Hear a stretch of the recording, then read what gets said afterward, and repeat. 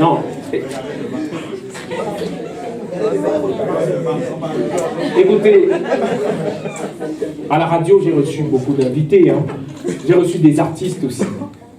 Des connus, des pas connus et des pas connus. Des artistes qui se prennent pour des artistes alors qu'ils sont tout, sauf des artistes. Des artistes qui jouent à la guitare, d'autres qui jouent au piano, et certains qui jouent à rien du tout. Voilà, lui il te dit « ma spécialité c'est l'improvisation. Je peux quitter la maison comme ça là, il n'est pas au marché. Si en route je trouve un studio, je sors une chanson. » Écoutez, j'ai reçu beaucoup d'invités. Il y a des artistes comme ça là, tu les invites à la radio juste pour leur donner la visibilité. Un artiste qui n'est pas connu, il débarque avec toute une équipe. Une équipe. Et le pire, c'est que dans son équipe, il y a toujours une fille brune.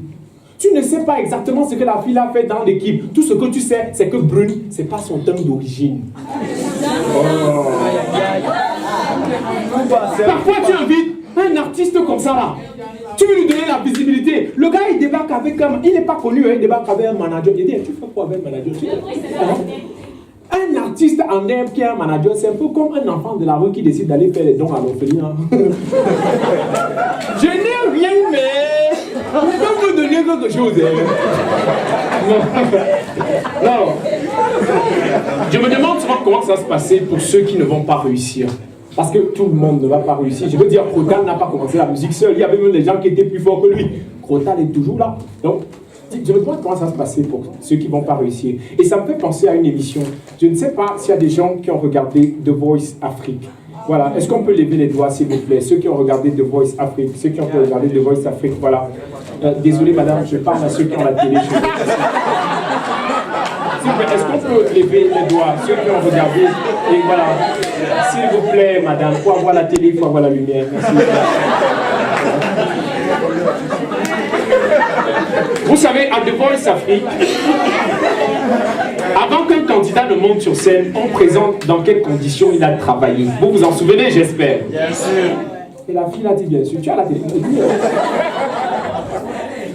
Donc, on présente dans quelles conditions il a travaillé. Parfois, on donne la parole aux parents. Il y a une candidate qui devait prester, elle s'appelle Julie. On a donné la parole à sa mère pour qu'elle nous dise dans quelles conditions sa fille avait travaillé. Elle a pris la parole.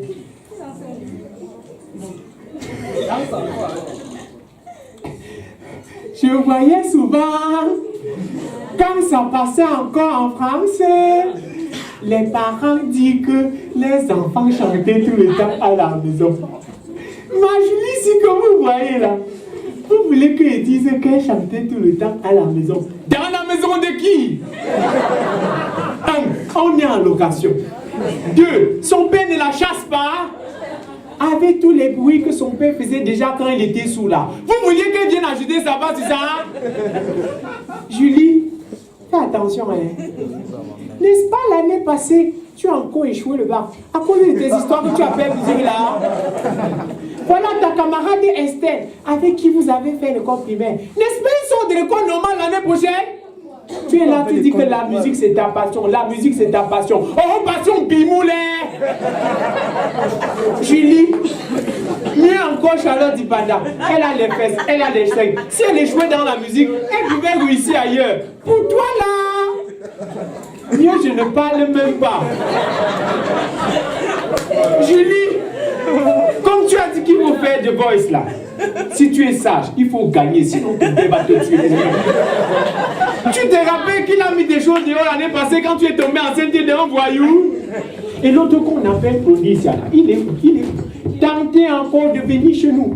Je vais encadrer la maison avec la cendre. Tu viens, ça va te brûler.